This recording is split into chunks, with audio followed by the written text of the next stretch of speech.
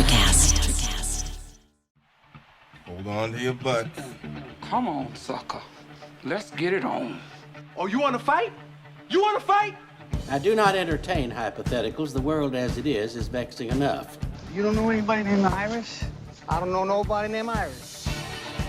Can I have a piece of toast? I don't give a damn what you think you are entitled to. We are changing the course of history as we see it. That is what Western demands. How could you do this to me? Really, I want to know. Why did you do that? What you feel only matters to you. And the truth shall set you free. And that's all? No, not for the real fire. We offer you a bond, a family that very few can understand. Help me. Help you. And don't do drugs. Or Whatever Movies with Wesley and Iris. What up and welcome to Or Whatever Movies. I'm your co-host Iris and I'm here with Wesley, my older brother, and we are discussing one of my all-time favorite movies, 1982, The Last Unicorn. Oh, way to telegraph your review. I never thought we'd be here. You never thought we'd be having a podcast talking about your little sister's favorite movie? In all the times that we watched The Last Unicorn growing up, I never thought we would be reviewing it on a podcast now. Well, I think it's wholly appropriate because we just watched a movie with unicorns and manticores. Yeah, could unicorns have been represented any differently than between The Last Unicorn and Onward?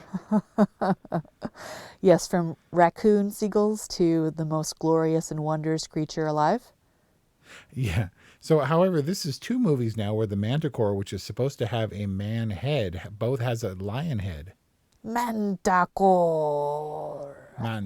You know, what's weird is this movie is so firmly ingrained in our childhoods that slightly different ages for us, but a lot of the times I didn't even know what they were saying. It's more the rhythm, the cadence, and the tone of their voices. It has a weird nonsensical musical quality that only in adulthood, when you watch it, does it fill in the blanks of what they're saying. Oh, totally, because, I was sitting on the couch, didn't remember, I literally haven't seen this movie in probably 30 years. And I'm sitting on the couch with Kelly, and the stupid butterfly is flying away, and he goes, counting house, and I chime in, counting, and I have no idea why. Because you know it. It's ingrained in your mind. And I remember not being willing to admit it at the time because this was your jam, and I'm 4 years older than you, but it was still kind of scary. Like the harpy. My God. Yeah. was actually, like, I still viewed it, accelerated heartbeat, and I didn't expect that to happen, but I definitely remember and associate that scene with being afraid on some kid level. Dude. So as an adult, I was totally prepared for complete and utter cheese, the kind of boring, nerdy cheese that I was kind of expecting from Onward.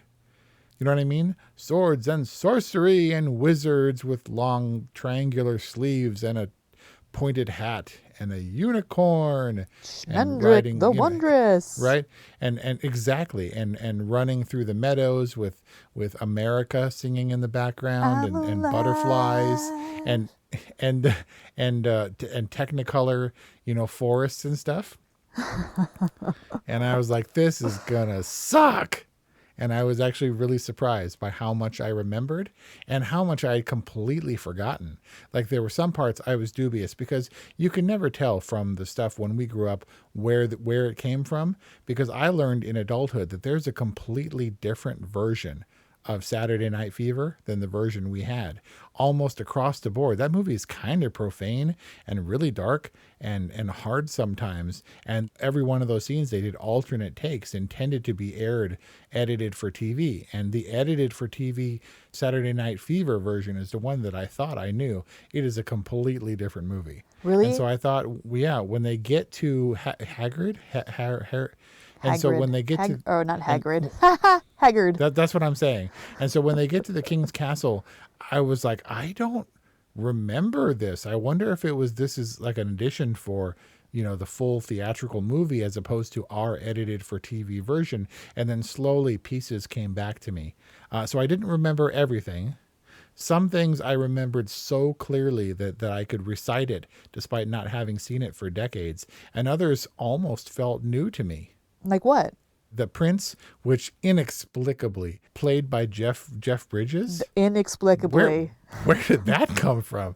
So I didn't remember really the Prince and the dynamic between him, and I also didn't remember the fact that she spends a good 80% of the movie not a unicorn. Yeah, as this glowy human chick who looks oddly like the Mia Farrow photo in her IMDb profile.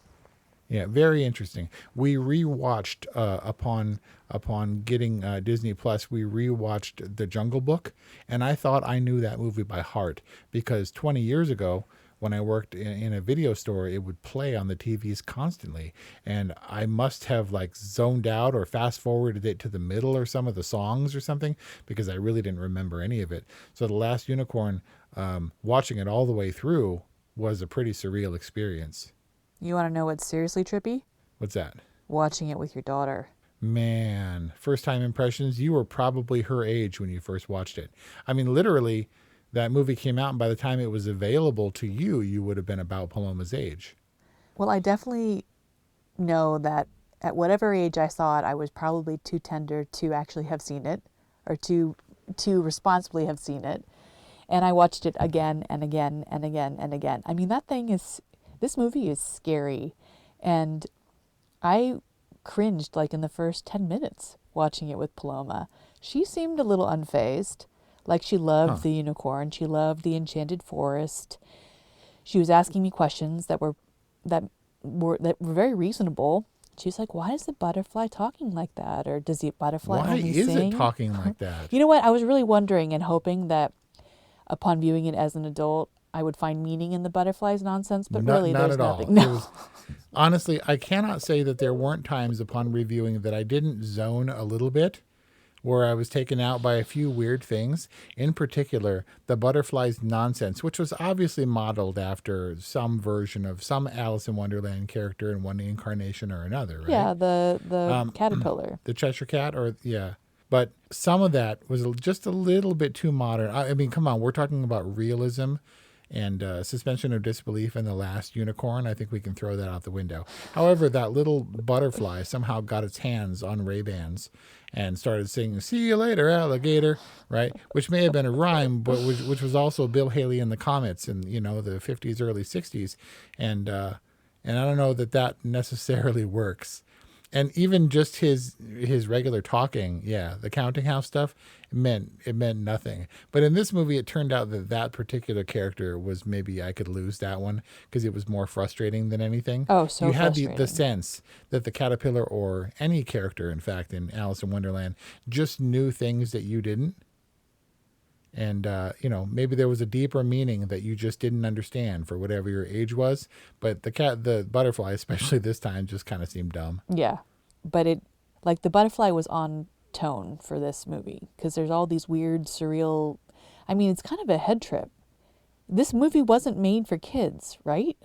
No, it was definitely for the stoner set in the late 70s, and this one came out 82, so it might have missed a boat, and then the 82 kids, the 80s kids picked it up. It's hard to think who the audience was for this because... Don't know. Was it a success critically or box office wise in the 80s? This I don't know. I think The Last Unicorn exists away from all those things. It's so firmly rooted in our childhood. We just kind of have to talk about emotional impact and lasting impression that this movie made on us. That's true. And then how surreal it seems in an adult. I mean, I can look, but I have no clue. This is before box office meant anything, right? And even today, box office really only, and critical reception really only means the ability, and the same thing with Academy Awards, is if a movie, the better it's recognized and the more money it makes, it simply enables those filmmakers to be able to make films like that more. Maybe not necessarily the same films, but it enables good filmmakers, quality filmmakers, to continue their work. Right. Right? I guess, I don't know. I don't know that we need The Last Unicorn, although I will say that this that project, the remake, has been in development hell for years now. At one point, there was talk about Liam Neeson being attached to it. That was probably 6-7 years ago at this point. and they're still holding on, but I think some of the original creators are still trying to remake it. But I don't know. This may be one of those things that just needs to remain in 1982 as a weird anomalous movie. Yeah. So let's go a couple of things. You remember you wrote down some stuff from Apollo 11 and some of the funny things that they said? Yeah. So I wrote down the last of the Red Hot Swamis. Which means what? And that he takes so much pride in it, Schmendrick. Yeah. And then Captain Kelly and I watched it and had to rewind it twice. And she's like, there's no way that he told Schmendrick to sit down, have a taco. That was definitely something Brian pointed out. Like, oh, man. Where, and that launched us on this whole conversation, like, whether or not this film was translated. Like, was it actually a Japanese film that they redubbed and translated, and they were like, let's just make it super, I don't know, American or Americana or North American and say, have a taco? So I've been resistant to this idea of Studio Ghibli movies. Japanese animation looks kind of cheap to me, and it always felt like it was decades behind other animation, American animation. So we looked it up because Kelly, after it was done, said, well, that was definitely Japanese animation, right? And I said, no. I mean, but it's so firmly, planted in my memory as being an American kids movie that we watched that she looked it up and she went down that rabbit hole. It turns out that this movie was produced by a studio called Topcraft, which is defunct now, but from the embers of Topcraft sprung Studio Ghibli. No way. Yeah, and there were a whole lot of Japanese artists in this movie. Yeah. So this wasn't Studio Ghibli, but it was the beginnings. It was the creature with legs climbing out of the brackish water that would eventually become Studio Ghibli. Very strange. Whoa. Well, yeah, I saw all the Japanese artist credits, and I was like, maybe they dubbed it. Yeah, I don't know the answer. I have seen, I own Princess Mononoke and a few others on video, and I know that the dubs are sometimes wildly off from the Japanese, the literal translations, and sometimes they're pretty funny. I don't know that have a taco was anybody's version of a translation or just something to kind of grab American. I have no idea. Like I said, it's so strange. But Mononoke is a good reference because I think tonally these films are pretty similar and terrifying. Oh, see, Mononoke was another movie that I bought sight unseen because someone told me that it was amazing and that I would love it. And of all the Studio Ghibli movies, I can see a lot of good things in that movie. It is gross and unpleasant a lot of the time. Yeah. And certainly not intended for kids. Strange, the wolf and in this movie too, there were elements that I kind of compared. I guess if you were going to film a live action version, it would be something like The Never Ending Story, where you have the Red Bull was kind of like the Nothing, or the wolf, the emissary of the Nothing, relentlessly pursuing her across the land.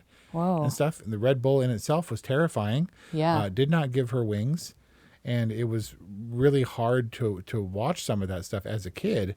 So it's obvious that it wasn't necessarily for children just because of the adult themes. I mean, the tree with the huge boobs, and it was I love you, and stuff. So bizarre. Weird. And so I had noted that and thought, okay, well, there's tree boobs and there's definitely harpy boobs, 3 of them. And yet there were no human boobs. I guess there's one quick shot of a human boob. Where? I guess when she stands up and she changes into the unicorn again. I'm not really sure. I wasn't looking for animated human boobs. All I'm saying is when they were hanging low on the harpy and they were definitely there in the tree and Schmendrick was threatened to be smothered by them, it was pretty obvious, but definitely not a theme for kids. The tree monster, boob monster, I didn't remember. So I don't know if that was... You remembered it? I did not remember that. Well, I did because boobs. But one other thing that I noted too was the harpy, which was just a giant vulture-looking thing, and I didn't really have a grasp for fantasy monsters at the time. But I got to say, the weird 3-boobed harpy and the fact that they were just out kind of gave it a more visceral, real, not safe monster kind of feel. What was it? The third boob? No, it just the fact that it was not a cartoon animal in a way that the visual aesthetic, it was definitely meant to be threatening, and it was, I think, because it was so visually unsettling. Yeah, maybe, I mean, just the graphic nature of it took it to that next level. Yeah, and the Red Bull was not as scary overtly, but still you were afraid of its sort of relentless pursuit of all the unicorns, and even the unicorn tide in a way was kind of scary and overwhelming. Oh, you mean when the unicorns kind of appear in the froth of the sea? Yeah, I mean, by the time we saw it again in Lord of the Rings, it was more heroic, but in this way, it was kind of scary because you knew that Haggard wasn't going to make it out of there. Oh, yeah. Well, he was just Yeah. a sad, mean old king. He was all Yeah, but you like, don't expect that of kings, especially in kids' movies. well, he's like the Daniel Plainview of animated kings. That's the first time, right, that King Haggard from The Last Unicorn has been compared to Daniel Plainview. Christopher Lee, Daniel Day-Lewis, they both have some, gravitas. Now that I'll give you, and there's a Lord of the Rings connection in there too, although I don't think we saw him until the next movie. King Haggard surprised me. I didn't remember how kind of cruel and dark he was. I didn't remember that the prince was not his son. I'm surprised I didn't really remember or connect to the prince because I would probably, maybe I was too young to have crushes or something like that, because I definitely remember like the prince from Cinderella and thinking he was handsome and stuff like that. But the character that really stuck out to me this time, watching it all these years later, was Molly Grew. Oh yeah, so she was an interesting character.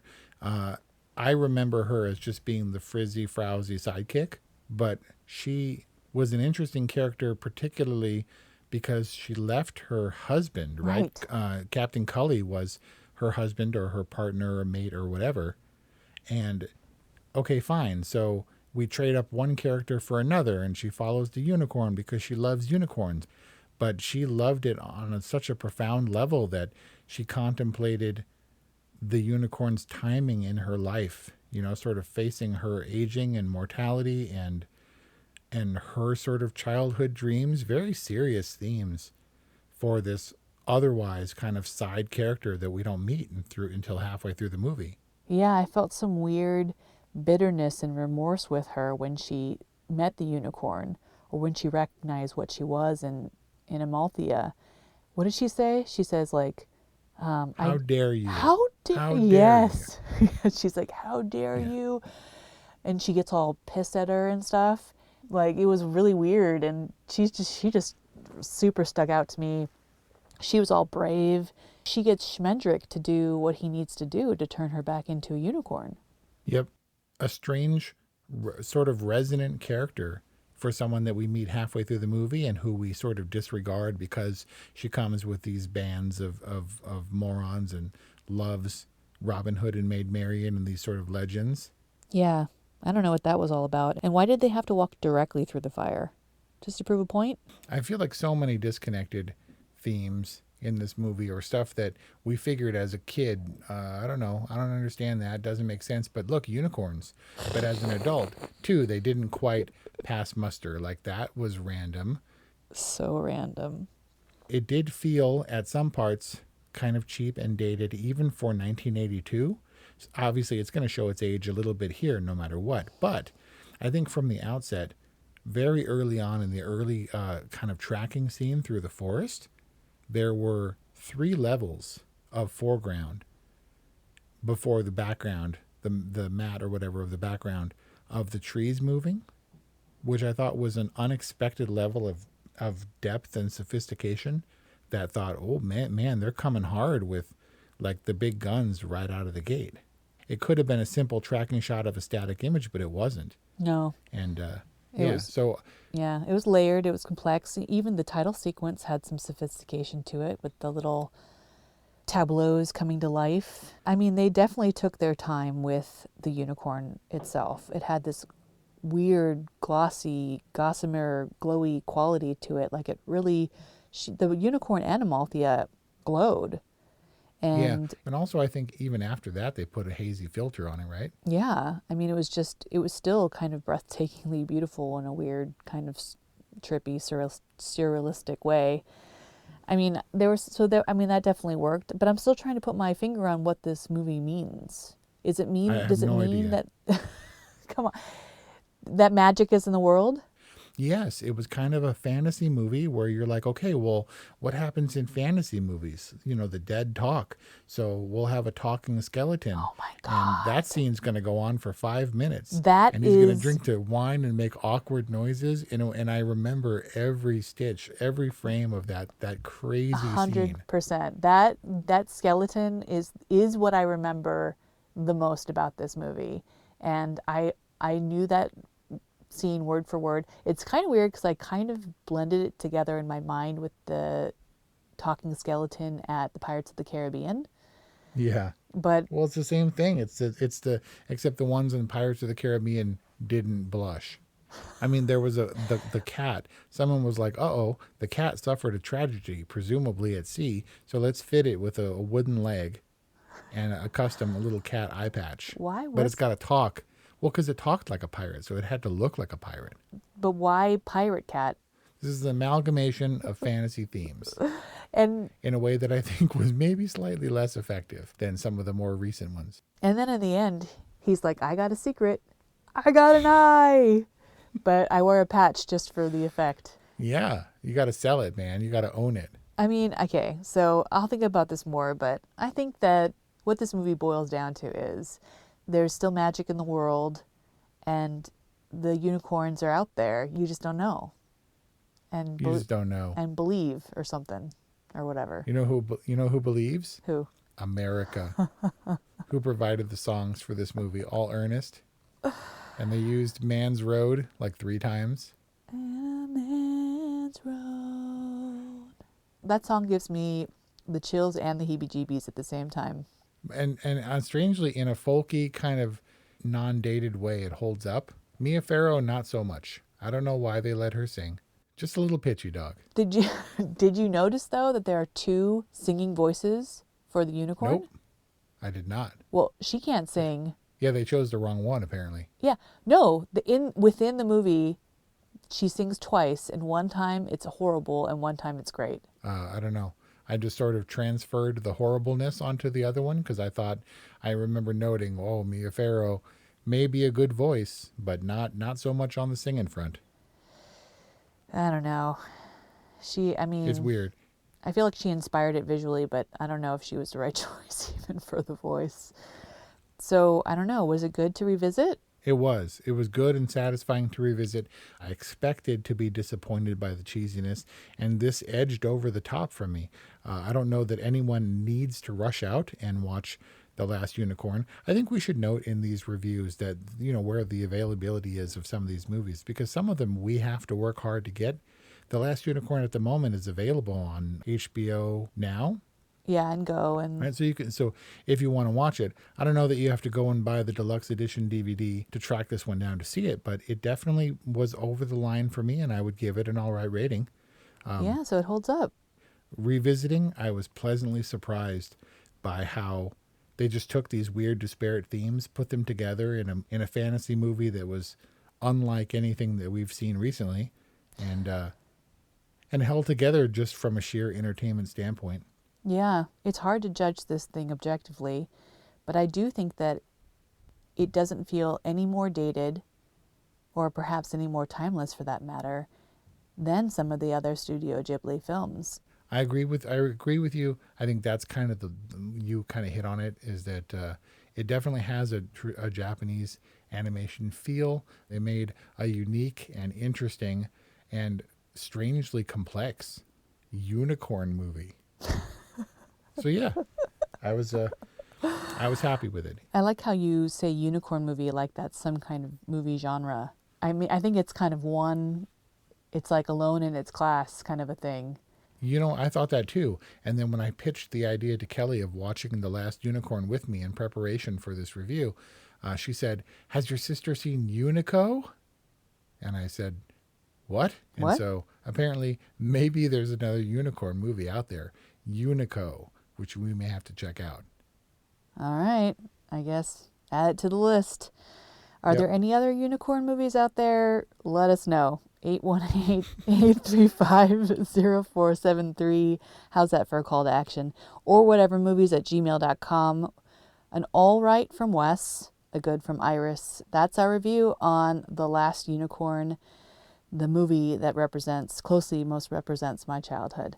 So thanks for listening. Thank you for being Patreon patrons and supporters. We really appreciate it. Can't do this without you. Thanks for listening, and we'll see you next time. Miles, are you ready to record our promo for Season 2 of the Wanna Bet podcast? David, have you ever seen a grown man naked? Miles, we're not here to quote lines from Airplane. We're here to tell people that Season 2 starts August 18th. But I like Airplane. I know you do, but Wanna Bet is a sports betting podcast. Each week we bet $1,000 on the NFL teams and games that we love. Well, that sounds like fun. It is fun. And last year you picked over 60% of your games correctly. How'd you do? We're not talking about that. We are telling people that they can find us every Friday. So no more movie quotes. Roger. Electricast. Hey, it's Tim from 50 Years of Music with 50-Year-Old White Guys, the comedy podcast you had no idea you needed.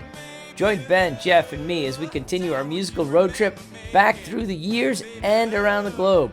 See, just when you thought all white guys were like Joe Rogan, you come across 3 educators trying to remember when we were cool. 50 Years of Music with 50-Year-Old White Guys. Electricast. Electricast.